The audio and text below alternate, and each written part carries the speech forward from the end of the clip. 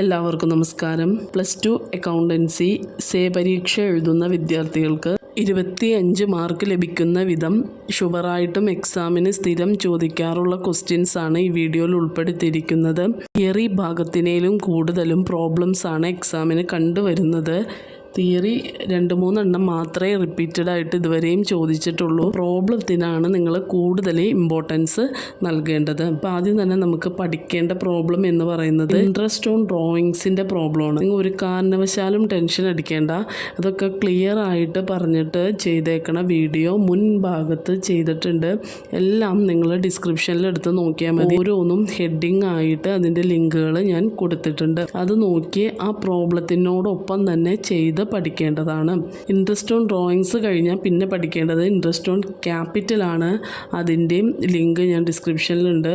അതിൻ്റെയും മുൻഭാഗത്ത് വീഡിയോ ചെയ്തിട്ടുണ്ട്. അതും നോക്കി പഠിക്കുക. പിന്നെ profit and loss appropriation account എല്ലാ വർഷവും ചോദിക്കുന്ന ഒരു ക്വസ്റ്റ്യനാണ്. Profit and loss appropriation account അതും 2-3 പ്രോബ്ലം മുൻഭാഗത്ത് ചെയ്തിട്ടുണ്ട്. ലിങ്ക് ഡിസ്ക്രിപ്ഷനിൽ കൊടുക്കാം. നെക്സ്റ്റ്, ഈ ചാപ്റ്ററിൽ നിന്ന് എല്ലാ വർഷവും സ്ഥിരം ചോദിക്കുന്ന ഒരു ഡിഫറൻസ് ആണ് fixed and fluctuating capital method. അപ്പോൾ അതിൻ്റെ പ്രോബ്ലം നോക്കിയില്ലെങ്കിലും നിർബന്ധമായും തിയറി നിങ്ങൾ പഠിച്ചിട്ട് പോകണം. അതിൻ്റെയും ലിങ്ക് ഡിസ്ക്രിപ്ഷനിൽ കൊടുക്കാവുന്നതാണ്. നെക്സ്റ്റ് പിന്നെ പഠിക്കേണ്ടത് ഗുഡ് വില്ലിൻ്റെ വാല്യുവേഷൻ മെത്തേഡാണ്. അതായത് super profit method, capitalization method. ഈ മെത്തേഡിലൊക്കെ ഗുഡ് വില്ല് കണ്ടുപിടിക്കണത് ഒരു ക്വസ്റ്റ്യൻ ഉണ്ടാവാറുണ്ട് സ്ഥിരം. പിന്നെ ന്യൂ പ്രോഫിറ്റ് ഷെയറിംഗ് റേഷ്യോ അല്ലെങ്കിൽ സാക്രിഫൈസിങ് റേഷ്യോ കണ്ടുപിടിക്കുന്നതിൻ്റെ ഒരു ക്വസ്റ്റ്യൻ ഉണ്ടാവാറുണ്ട്.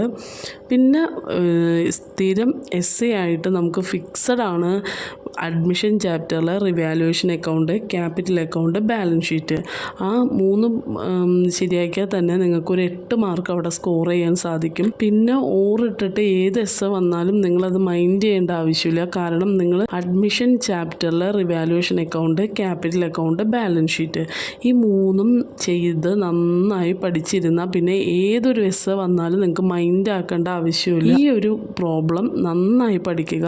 ഇത് 2-3-4 എണ്ണം ചെയ്തത് മുൻഭാഗത്ത് ചെയ്തിട്ടുണ്ട്. ലിങ്ക് ഡിസ്ക്രിപ്ഷനിൽ കൊടുക്കാം. അതിൻ്റെ ഒപ്പം തന്നെ ചെയ്ത് പോകേണ്ടതാണ്. പിന്നെ പഠിക്കേണ്ടത് accumulated profit or loss, general reserve. ഇതിൻ്റെ ഒരു പ്രോബ്ലം പഠിക്കേണ്ടതാണ്.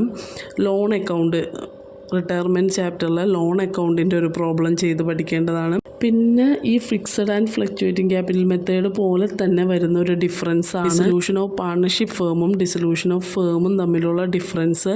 അപ്പോൾ അത് രണ്ടും പഠിക്കണം. അതിൻ്റെയും ലിങ്ക് ഡിസ്ക്രിപ്ഷനിൽ കൊടുക്കാം. ലാസ്റ്റായിട്ട് പഠിക്കേണ്ട ഒരു theory modes of dissolution of partnership.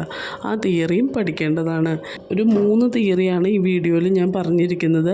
ആ 3 തിയറിയും നിർബന്ധമായും പഠിച്ചിരിക്കണം.